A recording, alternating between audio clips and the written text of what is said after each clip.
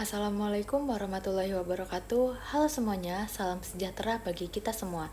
Perkenalkan, saya Fauzia Sifa Aulia. Saya adalah terapis kesehatan mental yang pada hari ini berkesempatan untuk menyampaikan materi yang sangat penting dalam ranah psikologi dan kesehatan mental, yaitu tentang self-esteem. Baik teman-teman, sebelum kita masuk ke materi, mari kita kenali dulu indikator permasalahan yang sering muncul ketika seseorang mengalami masalah dengan self-esteem.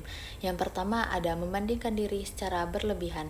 Seringkali kita itu ngerasa tidak cukup baik karena melihat pencapaian orang lain di media sosial, di lingkungan pertemanan, atau di tempat kerja. Perbandingan ini bisa menjadi sumber stres dan rasa tidak puas yang mendalam, padahal setiap orang memiliki jalan hidup yang berbeda-beda. Lalu yang kedua ada merasa tidak berharga atau tidak cukup baik. Perasaan ini muncul ketika seseorang kehilangan kepercayaan pada kualitas, potensi, atau kemampuannya sendiri. Individu yang mengalami ini cenderung pesimis terhadap masa depan dan merasa dirinya tidak pantas untuk sukses atau dicintai. Lalu ada mudah merasa bersalah dan menyalahkan diri sendiri. Dalam menghadapi masalah, seseorang dengan self-esteem yang rendah itu lebih mudah menyalahkan dirinya sendiri meskipun kesalahan tersebut bersifat situasional atau melibatkan seseorang yang lain. Nah, yang keempat ada menarik diri dari interaksi sosial. Ketika seseorang merasa dirinya tidak layak atau takut akan penilaian orang lain, ia cenderung menghindari lingkungan sosial. Hal ini bisa memicu kesepian, kecemasan, bahkan juga depresi. Sekarang kita masuk ke bagian inti dari pembahasan kita ya teman-teman, yaitu tentang aspek-aspek dalam self-esteem. Seperti yang dikemukakan oleh Nathaniel Branden, self-esteem itu tidak muncul begitu saja loh teman-teman, tetapi dibangun atas 6 pilar utama yang saling berkaitan dan saling menguatkan. Mari kita bahas satu persatu 6 pilar tersebut. Yang pertama ada hidup dengan kesadaran. Hidup dengan kesadaran berarti kita benar-benar hadir dalam setiap tindakan, keputusan, dan interaksi yang kita lakukan. Kita tidak hanya menjalani hari demi hari tanpa berpikir, tapi sadar betul apa yang sedang kita lakukan dan mengapa kita melakukannya. Lalu yang kedua itu ada penerimaan diri. Penerimaan diri berarti kita menerima diri kita secara utuh, baik kelebihan maupun kekurangan kita, tanpa terus-menerus mengkritik diri sendiri. Ini bukan berarti kita pasrah dan tidak berkembang ya teman-teman, tetapi kita mulai dari menerima kenyataan lalu memperbaiki diri. Selanjutnya yang ketiga ada tanggung jawab pribadi. Ini adalah kesadaran bahwa kita bertanggung jawab atas hidup kita sendiri, atas pilihan, sikap, dan hasil yang kita alami. Bukan menyalahkan orang lain, keadaan, atau bahkan masa lalu kita atas apa yang sudah terjadi pada kita. Lalu yang keempat ada keberanian menyatakan diri. Keberanian menyatakan diri ini berarti berani menyampaikan pikiran, perasaan, atau keinginan dengan cara yang jelas dan jujur, tanpa takut ditolak atau dianggap egois. Ini bukan agresif ya teman-teman, tetapi ini tegas loh. Nah, lalu yang kelima ada hidup dengan tujuan. Hidup dengan tujuan artinya kita tidak hanya menjalani hidup, tetapi kita juga mempunyai arah tujuan. Kita tahu apa yang ingin kita capai dan kita membuat rencana serta tindakan nyata untuk mencapainya. Lalu yang akhir ada integritas pribadi. Ini tentang menjadi pribadi yang jujur kepada nilai-nilai dan prinsip sendiri. Tindakan kita harus selaras dengan apa yang kita yakini itu benar. Ketika kita hidup sesuai dengan nilai kita merasa lebih utuh dan percaya diri. Selanjutnya ada definisi self-esteem. Menurut Branden tahun 1994, self-esteem adalah pengalaman fundamental dalam diri seseorang yang mencerminkan keyakinan akan kemampuan diri untuk berpikir, mengatasi tantangan hidup, dan merasa pantas untuk meraih kebahagiaan. Self-esteem bukan sekedar perasaan positif terhadap diri sendiri, tetapi juga melibatkan pengakuan bahwa diri kita memiliki nilai dan mampu menjalani hidup dengan penuh kesadaran, tanggung jawab, dan juga tujuan yang jelas. Jadi teman-teman, self-esteem ini adalah penilaian subjektif terhadap diri sendiri. Ini mencakup sejauh mana kita menerima, menghargai, dan mencintai diri kita sendiri. Self-esteem bukanlah kesombongan ya teman-teman, melainkan keyakinan bahwa diri kita memiliki nilai yang layak untuk dihormati serta dicintai. Baik teman-teman, sekarang kita masuk ke bagian yang tidak kalah penting, yaitu faktor-faktor yang mempengaruhi self-esteem atau harga diri seseorang. Faktor-faktor yang pertama itu ada pola asuh dan pengalaman masa kecil. Pertama, cara pola asuh orang tua atau pengasuh yang memperlakukan kita saat kecil sangat mempengaruhi bagaimana kita bisa menilai diri sendiri saat dewasa.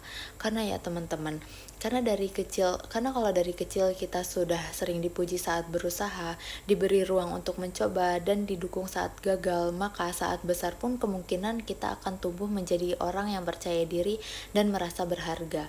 Namun sebaliknya, jika dari kecil kita sudah sering dimarahi, dibandingkan, atau diremehkan, maka self-esteem kita itu akan tumbuh dengan rendah. Nah, lalu yang kedua ada penerimaan diri. Self-esteem itu juga berkaitan dengan sejauh mana kita bisa menerima diri sendiri apa adanya. Bukan berarti kita tidak ingin berkembang, tapi kita juga bisa berdamai dengan kelemahan tanpa membenci diri kita sendiri. Lalu yang ketiga ada kemampuan untuk hidup secara sadar. Nah, ini maksudnya kita tidak hidup dalam autopilot, tetapi benar-benar sadar atas tindakan yang kita lakukan dan pilihan kita. Semakin sadar kita terhadap siapa diri kita dan apa yang kita lakukan, maka semakin kuat juga harga diri kita. Lalu yang keempat itu ada keberanian untuk bersikap tegas. Nah, self-esteem itu juga muncul dari keberanian untuk menyatakan pendapat, kebutuhan, atau perasaan kita secara jujur dan tegas, tanpa merasa takut ditolak, diyakini, dan merasa diremehkan. Lalu yang kelima ada tanggung jawab pribadi. Self-esteem yang sehat juga berbentuk saat kita mampu mengambil tanggung jawab atas hidup kita sendiri. Nah, bukan menyalahkan orang lain atas kegagalan, tetapi juga menyadari bahwa pilihan kita itu ikut menentukan hasil hidup kita. Lalu yang keenam, menjalani hidup dengan tujuan. Karena punya tujuan hidup yang jelas itu sangat berpengaruh dengan self-esteem. Karena saat kita tahu apa yang kita ingin capai dan berusaha kita ke arah ke sana, kita merasa hidup kita punya arah dan itu membuat kita merasa lebih berharga. Baik teman-teman semua, sekarang kita masuk ke bagian yang tidak kalah penting juga, yaitu bagaimana kita meningkatkan self-esteem atau harga diri kita. Mungkin sebagian dari kita merasa kurang percaya diri, sering membandingkan diri, atau mudah merasa gagal. Nah, tenang teman-teman, hal itu tuh wajar dan kabar baiknya self-esteem ini bisa dilatih dan bisa ditumbuhkan. Nah, selanjutnya ada beberapa tips and trick yang bisa teman-teman terapin dalam kehidupan sehari-hari. Yang pertama, kenali dan terima diri sendiri. Langkah pertama untuk membangun self-esteem adalah dengan mengenali siapa sih diri kita ini sebenarnya, baik dari sisi kelebihan maupun dari sisi kekurangan. Banyak orang yang hanya fokus pada kelemahannya saja, tanpa menyadari bahwa dirinya juga punya potensi yang luar biasa. Nah, setelah mengenali, tahap selanjutnya adalah menerima diri secara utuh, bukan pasrah tetapi realistis. Nah, lalu yang kedua itu ada tetapkan tujuan yang realistis dan bertahap. Nah, kadang kan kita tuh merasa gagal bukan karena kita lemah, tetapi karena target yang kita buat terlalu tinggi sehingga kita tidak bisa mencapainya. Maka dari itu penting sekali untuk menetapkan tujuan yang spesifik, bisa diukur dan bisa dicapai secara bertahap. Lalu yang ketiga, bicara positif pada diri sendiri. Apa yang kita ucapkan pada diri sendiri secara sadar atau tidak sangat mempengaruhi kepercayaan diri kita. Kalau isi pikiran kita selalu negatif, maka itu akan merusak harga diri secara perlahan. Maka latihlah untuk mengganti kalimat negatif dengan kalimat positif yang membangun. Lalu yang keempat atau yang terakhir ada kurangi perbandingan sosial. Di era media sosial seperti sekarang, kita sangat mudah tergoda untuk membandingkan hidup kita dengan orang lain. Padahal yang kita lihat di media sosial itu hanyalah sisi terbaik dari seseorang, bukan kenyataan utuhnya. Nah, dan terlalu sering membandingkan diri dengan orang lain itu bisa membuat kita merasa tidak cukup dan meragukan diri kita sendiri. Selanjutnya ada pengalaman subjektif. Ini berdasarkan pengalaman saya ya teman-teman. Jadi di waktu SMA itu pernah saya gagal dalam seleksi lomba menari yang sangat saya inginkan. Nah, melihat nama saya nggak ada di daftar peserta yang lolos itu langsung membuat saya tidak berbakat dan kurang luwes dibandingkan teman-teman yang lain. Padahal saya itu sudah berlatih keras. Awalnya kejadian itu membuat saya menjadi kurang percaya diri. Setiap kali ada kesempatan menari dan merasa ragu duluan sebelum mencoba gerakan baru. Namun setelah merenungkan kegagalan itu, saya itu menyadari bahwa satu kali seleksi tidak mendefinisikan seluruh kemampuan saya. Saya mulai fokus pada proses belajar dan menikmati setiap gerakan yang baru. Alih-alih terpaku pada hasil akhir, kegagalan itu tuh justru memotivasi saya untuk berlatih lebih tekun dan mencari umpan balik yang membangun. Perlahan kepercayaan diri saya itu mulai muncul dan tumbuh, bukan karena lolos atau tidaknya seleksi, tetapi karena saya menghargai usaha dan perkembangan diri saya sendiri. Selanjutnya ada hasil penelitian jurnal 1 yang berjudul Perbedaan Self-Esteem antara mahasiswa perguruan tinggi negeri dan mahasiswa perguruan tinggi swasta. Hasil penelitian ini menunjukkan bahwa tidak terdapat perbedaan yang signifikan terhadap self-esteem antara mahasiswa perguruan tinggi negeri dan mahasiswa perguruan tinggi swasta.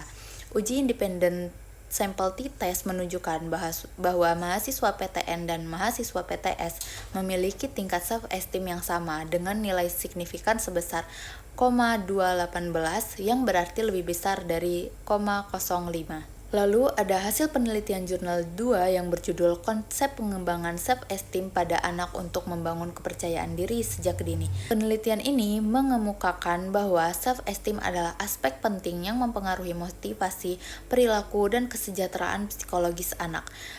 Penerimaan diri yang positif dari orang tua sangat penting untuk membangun self-esteem anak. Jika anak merasa dicintai dan dihargai, maka mereka mengembangkan kepercayaan diri yang tinggi. Sebaliknya, orang tua yang menunjukkan sikap negatif dapat menciptakan self-esteem yang rendah pada anak. Terima kasih kepada teman-teman yang sudah mengikuti kelas pelatihan pada hari ini. Semoga apa yang disampaikan menjadi motivasi untuk teman-teman semua. Terima kasih, sampai jumpa pada pelatihan selanjutnya.